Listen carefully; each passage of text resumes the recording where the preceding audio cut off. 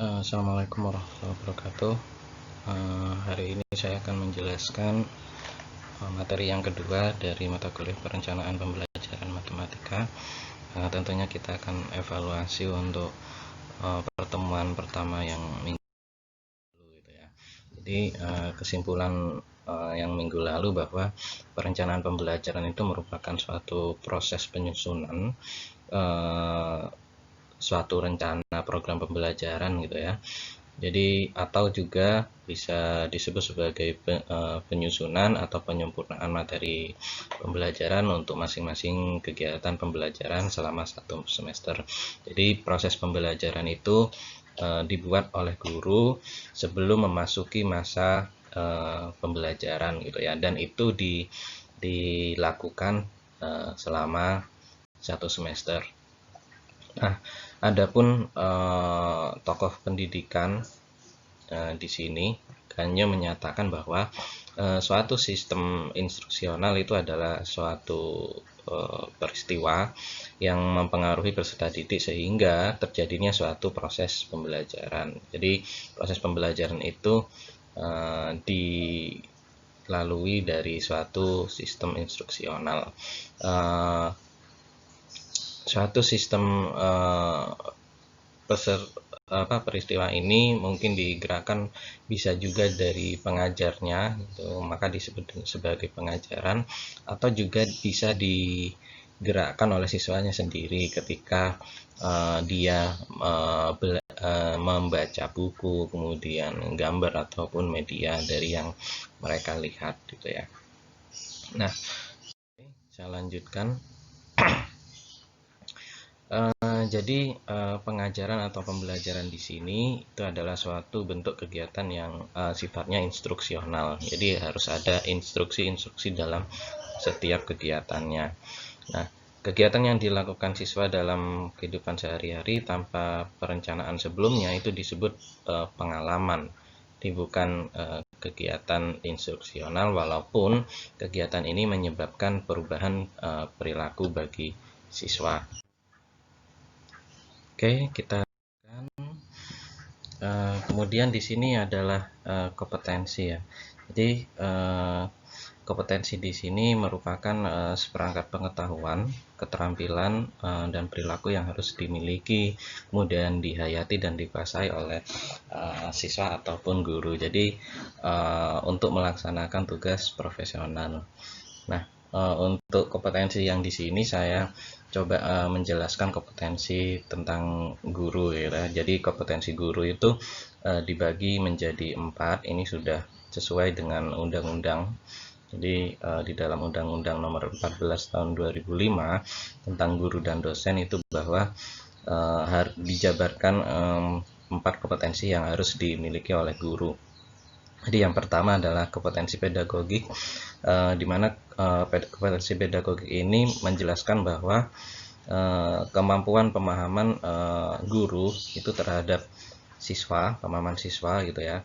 Kemudian kemampuan guru untuk merencanakan, melaksanakan pembelajaran, kemudian mengevaluasi pembelajaran, dan juga bisa mengembangkan potensi dari peserta didik gitu ya.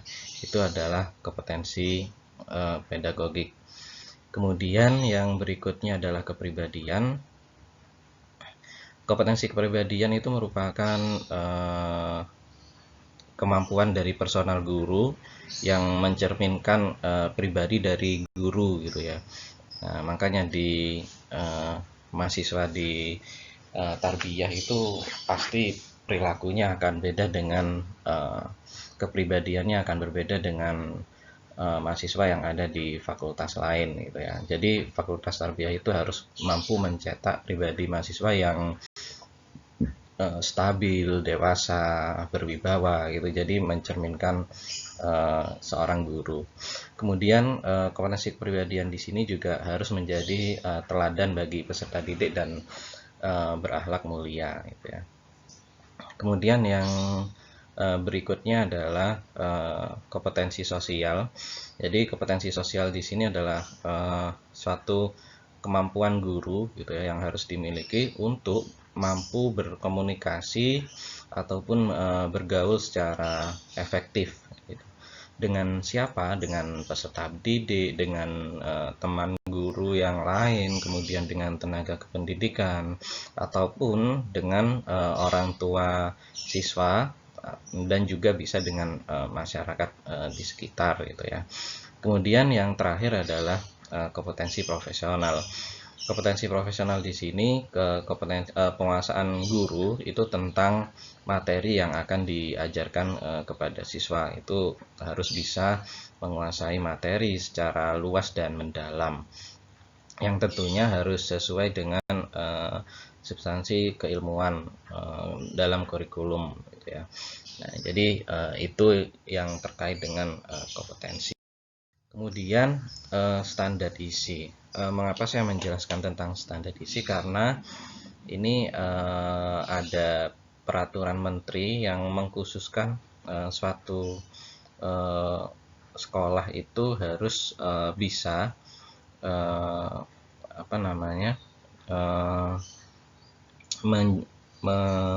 intinya menjelaskan bahwa standar isi yang ada di sekolah tersebut itu apa gitu ya.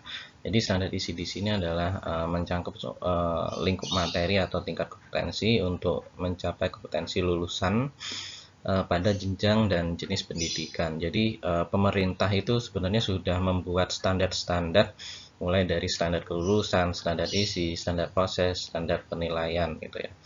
Nah, jadi sekolah itu harus mengikuti standar-standar yang sudah ditetapkan oleh pemerintah. Nah, isinya apa saja? Standar isinya itu apa saja gitu ya. Mulai dari struktur kurikulum. Nah, ini sudah dibahas di mata kuliah tentang kurikulum. Kemudian ada beban belajar gitu ya. Beban belajar ini terdapat di dalam kurikulum tersebut.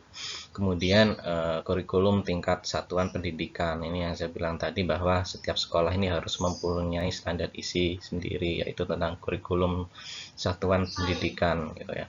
Kemudian yang terakhir adalah kalender pendidikan atau akademik. Nah, ini yang nanti akan kita buat gitu ya. Jadi kita memulainya dari kalender pendidikan nanti. Oke, yang berikutnya adalah standar proses. Jadi standar proses di sini memberikan pemahaman tentang aktivitas pembelajaran yang dapat menghasilkan pengalaman belajar yang mandiri gitu ya. Bukan hanya pengetahuan yang bersifat hafalan, kemudian intinya siswa itu bukan hanya sekedar diberi seperti itu. Nah, tapi siswa itu harus memiliki suatu proses aktivitas pembelajaran di dalam dirinya. Kemudian proses pembelajaran itu pada satuan pendidikan itu harus diselenggarakan secara interaktif, inspiratif, menyenangkan. Jangan sampai nanti sekolah itu siswanya juga tidak akan senang gitu ya. Terutama matematika. Matematika ini harus bisa menyenangkan peserta didiknya. Kemudian motivasi peserta didik untuk berpartisipasi aktif dalam proses pembelajaran, memberikan ruang kepada peserta didik untuk berkreativitas gitu ya, dan kemandirian sesuai dengan bakat dan minat gitu ya. Nah, guru ataupun calon guru dalam satu pendidikan itu hendaklah melakukan sebagai kalian adalah calon guru gitu ya. Nah, jadi harus bisa merencanakan proses pembelajaran, melaksanakan, kemudian penilaian hasil pembelajaran, dan juga pengawasan proses pembelajaran. Pengawasan di sini bukan tugas guru sebetulnya, adalah tugas dari kepala sekolah gitu. Kemudian perencanaan proses pembelajaran itu minimal itu ada silabus dan RPP gitu ya. Itu sangat minim, dan sekurang-kurangnya ada tujuan pembelajaran, ada materi, kemudian ada evaluasi. Kemarin kan Menteri yang baru itu merevisi lagi minimal ada 3 gitu ya. Ada tujuan, ada proses pembelajaran, dan ada evaluasi. Nah, Oke, kita lagi. Pelaksanaan proses pembelajaran itu harus memperhatikan banyak kurangnya peserta didik di tiap kelas, kemudian beban mengajar per peserta didik maksudnya, kemudian rasio buku teks yang ada untuk setiap peserta didik itu tolong diperhatikan karena di setiap sekolah itu pasti berbeda gitu ya. Kemudian rasio peserta didik per pendidik gitu itu berapa. Kemudian sejalan dengan itu penilaian itu harus menggunakan teknik penilaian sesuai dengan kompetensi kognitif, afektif, dan psikomotor gitu ya. Pengetahuan, kemudian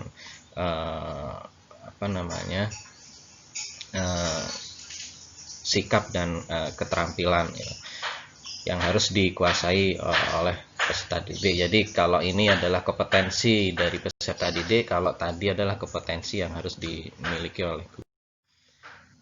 Kemudian kompetensi, jadi standar kompetensi peserta didik itu ada sikap, pengetahuan, dan keterampilan itu atau standar kompetensi lulusan itu digunakan sebagai pedoman untuk menilai dan menentukan kelulusan dari peserta didik. Makanya di sini pemerintah juga menentukan standar kompetensi lulusan itu seperti apa. Jadi di sini secara umum itu untuk meningkatkan kecerdasan, pengetahuan, kepribadian, akhlak, serta keterampilan untuk hidup mandiri dan mengikuti pendidikan yang lebih.